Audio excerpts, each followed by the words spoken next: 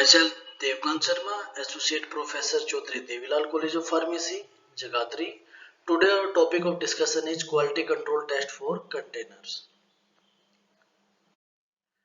Next, quality control test for containers. There are three types of material which are used for containers. First is glass as a material for container. Second, plastic as a material for container. Third, metal as a material for container, and fourth is rubber as a material for container. So firstly we will discuss quality control test for glass container. Glass containers के लिए 6 type के हम test perform करते हैं. First is chemical resistant test. इसमें 2 type के होते हैं, powdered glass test and water attack test. Second is hydrolytic resistant test. Third is arsenic test. Fourth is thermal shock test. Fifth is internal bursting pressure test and last is leakage test. Now first test is chemical resistant test. In this first is powdered glass test. इस test में हम क्या करते हैं, container का जो भी glass container है उसको पाउडर्ड फॉर्म में कन्वर्ट कर लेते हैं और फिर उसमें अल्कली की एस्टिमेशन के लिए ये टेस्ट करते हैं कि ग्लास के अंदर कितनी अमाउंट ऑफ अल्कली है. इसके एस्टिमेशन के लिए हम ये टेस्ट करते हैं. तो ग्लास को पहले पाउडर फॉर्म में कन्वर्ट कर लेते हैं और फिर उसमें वाटर ऐड करके उसकी टाइट्रेशन करते हैं विद 0.02 नॉर्मल सल्फ्यूरिक एसिड और मिथाइल रेड को एज एन इंडिकेटर यूज करते हैं. तो स्टेप बाय स्टेप हम इसे देखते हैं. सबसे पहले हम क्या करते हैं, preparation of glass specimen. Glass का पाउडर फॉर्म में है एक सैंपल तैयार करते हैं, उस सैंपल की वॉशिंग करते हैं. उसके बाद 10 ग्राम ऑफ सैंपल लेंगे, उसके अंदर 50 ml हाईली प्यूरिफाइड वाटर को ऐड करते हैं और फिर ऑटोक्लेव करते हैं 121 डिग्री सेल्सियस तक. फिर इस सॉल्यूशन को कूल करते हैं, सॉल्यूशन को डिकेंट कर लेते हैं. अगेन 15 ml वाटर डाल के अगेन उसको डिकेंट करते हैं. इस सॉल्यूशन का टाइट्रेशन करते हैं 0.02 नॉर्मल सल्फ्यूरिक एसिड के साथ. Indicator as methyl blue use करते हैं और कितनी वॉल्यूम सल्फ्यूरिक एसिड की यूज हुई है उसको हम नोट डाउन करते हैं. इसके लिए लिमिट्स दी गई हैं. Powdered glass test, container type 1 glass container अगर है तो उसके लिए लिमिट्स क्या है, तो H2SO4 की कितनी ml क्वांटिटी यूज होनी चाहिए. तो टाइप 1 के लिए 1 ml, टाइप 3 ग्लास के लिए 8.5 ml और नॉन पेरेंटल ग्लास के लिए 15 ml.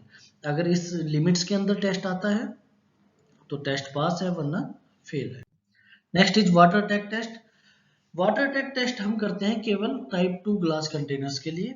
इसके लिए सबसे पहले हम अपने कंटेनर को रिंस करते हैं विद हाईली प्यूरिफाइड वाटर के साथ. फिर 90% कैपेसिटी तक उसको वाटर से फिल करते हैं कंटेनर को. उसको ऑटोक्लेव करते हैं 120 डिग्री सेल्सियस फॉर 30 मिनट्स. उसके बाद उसको कूल करते हैं और लिक्विड को डिकेंट करते हैं. डिकेंटेड लिक्विड की हम क्या करते हैं, टाइट्रेशन करते हैं with 0.02 normal sulphuric acid. Methyl red को एज एन इंडिकेटर यूज करते हैं. Volume of sulphuric acid consume को रिकॉर्ड करते हैं और लिमिट्स के साथ कंपेयर करते हैं. सबसे पहली बात, वाटर अटैक टेस्ट और हाइड्रोलिटिक पाउडर्ड ग्लास टेस्ट, इसमें क्या दोनों सेम है. डिफरेंस क्या है कि वाटर अटैक टेस्ट केवल टाइप 2 ग्लास के लिए यूज किया जाता है और powder glass test type 1, type 3 और नॉन पेरेंटल ग्लास के लिए यूज किया जाता है. लिमिट्स दी गई हैं. टाइप 2 ग्लास का कंटेनर का साइज अगर मोर देन 100 ml है तो H2SO4 की कितनी ml यूज होना चाहिए, 1 ml. अगर 100 ml तक है 0.7 ml, लेस देन 100 ml है तो 0.2 ml. Next is leakage test. Leakage test को परफॉर्म किया जाता है कंटेनर से कोई प्रिपरेशन लीक तो नहीं होती है. इसके लिए क्या करते हैं, जिस कंटेनर में हमारी प्रिपरेशन को फिल किया गया है उसको हम एक कलर्ड सॉल्यूशन वाले कंटेनर के अंदर रख देते हैं और उसको ऑटोक्लेव करते हैं 121 डिग्री सेल्सियस के लिए फॉर 10 मिनट्स अंडर प्रेशर. उसके बाद अगर कोई कलर कंटेनर के अंदर चला जाता है तो वो लीकेज प्रूव करता है कि इसमें लीकेज है. अगर नहीं आता तो टेस्ट पास हो जाता है। दो टाइप से होते हैं, अगर हमारी प्रिपरेशन कलरलेस है तो हम जो सॉल्यूशन यूज करते हैं वो कलर होना चाहिए, कलरफुल सॉल्यूशन होना चाहिए। अगर हमारी प्रिपरेशन जिसके अंदर हमने पैकेज की है, किसी कंटेनर के अंदर पैक किया है उसको, अगर वो कलरफुल है तो फिर हम सॉल्यूशन यूज करते हैं, water as a solution use करते हैं। Next is hydrolytic resistant test. This test is only test is performed only for unused glass container. इसके अंदर हम क्या करते हैं, कंटेनर को कार्बन डाइऑक्साइड फ्री वाटर के साथ 3 टाइम्स रिंस करते हैं, फिर एक पर्टिकुलर वॉल्यूम तक उसको फिल करते हैं और ऑटोक्लेव करते हैं 100 डिग्री सेल्सियस पे 10 मिनट्स के लिए। फिर टेम्परेचर को राइज करते हैं up to 121 degree Celsius for 60 minutes. फिर टेम्परेचर को डाउन करते हैं अप टू 100 डिग्री सेल्सियस, फिर इसको कूल करते हैं।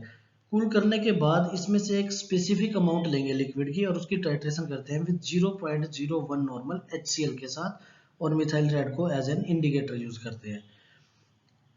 सेम टेस्ट फिर हम वाटर के लिए करते हैं। वाटर इसमें हमने एक सॉल्यूशन लिया और उसमें टाइट्रेशन के लिए हम केवल वाटर लेते हैं। दोनों के डिफरेंस को, कितना HCl यूज किया, दोनों के डिफरेंस में हम HCl कंजप्शन की नेट क्वांटिटी को निकाल लेते हैं। इसके लिए हमारे पास लिमिट्स दी गई है।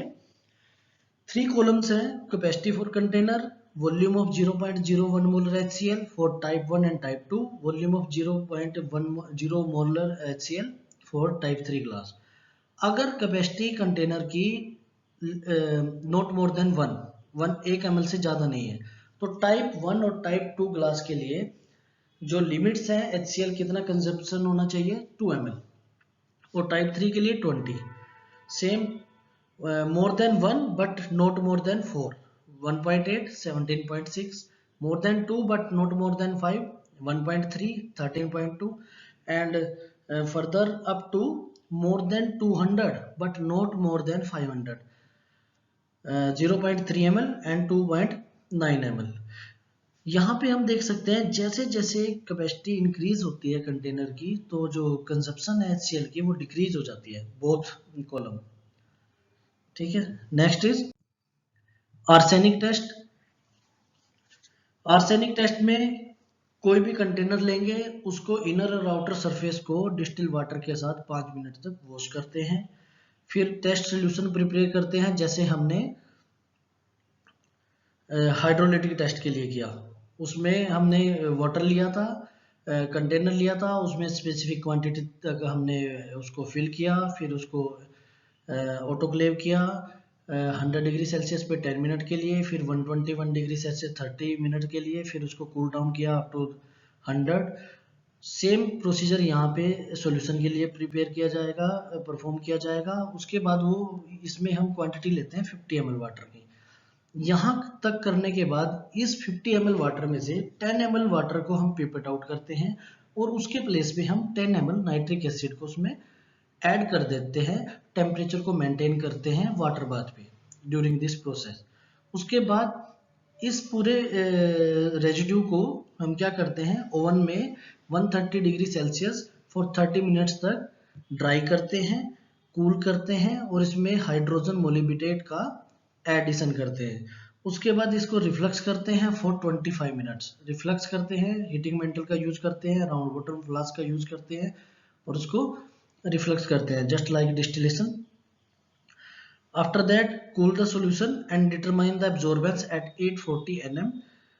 फिर इसकी एब्जॉर्बेंस को चेक करते हैं यूवी ऑपरेटर्स पे और उस एब्जॉर्बेंस को हम कंपेयर करते हैं 10 ppm solution of arsenic standard solution के साथ। 10 ppm आर्सेनिक स्टैंडर्ड सॉल्यूशन से उसकी एब्जॉर्बेंस को कंपेयर करते हैं।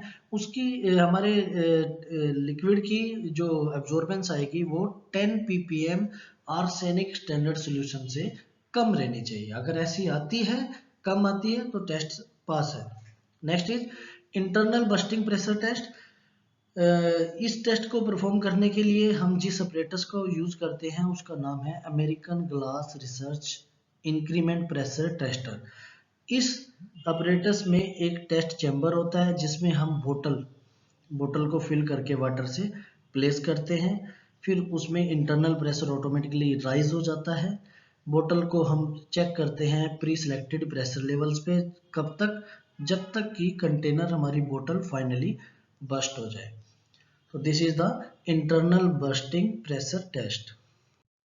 Next is thermal shock test.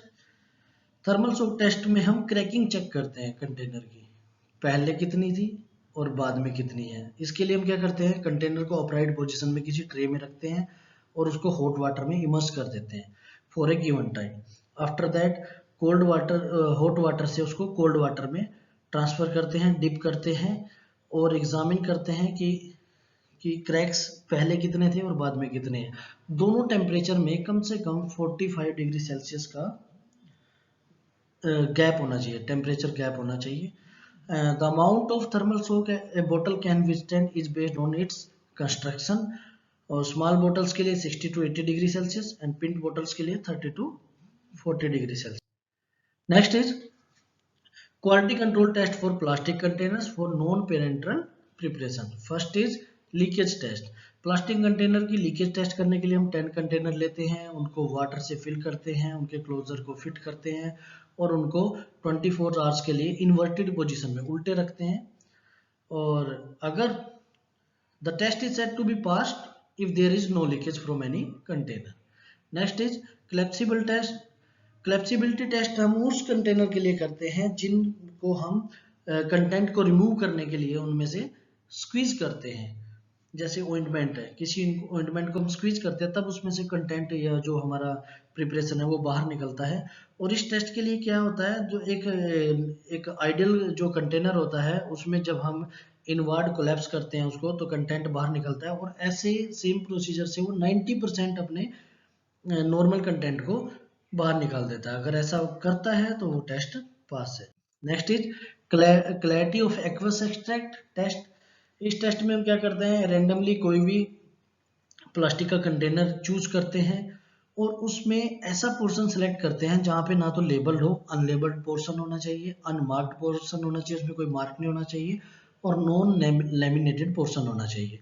ऐसा पोर्शन हम सिलेक्ट करते हैं, उसमें से उस पोर्शन की हम स्ट्रिप्स बना लेते हैं। इन स्ट्रिप में से किसी भी स्ट्रिप का जो सरफेस एरिया है वो 20 सेंटीमीटर से ज़्यादा नहीं होना चाहिए। फिर इन स्ट्रिप्स को एक्सट्रेनियस मैटर से फ्री करने के लिए 2 टाइम्स वॉशिंग करते हैं इसकी for 30 seconds with distilled water. फिर इन स्ट्रिप्स को हम एक फ्लास्क के अंदर प्लेस कर देते हैं, जिस फ्लास्क को हमने पहले क्रोमिक एसिड से क्लीन किया है और डिस्टिल वाटर से रिंस किया है। फिर इस फ्लास्क में हम 250 ml डिस्टिल वाटर को ऐड कर देते हैं, इसको कवर करके ऑटोक्लेव करते हैं at a temperature of 121 degree Celsius for 30 minutes. उसके बाद एक्सट्रैक्ट को कूल्ड करते हैं, उसको एग्जामिन करते हैं and there should be, it should be colourless and there should be no turbidity. If it is colorless and it's free from turbidity, then it pass the test.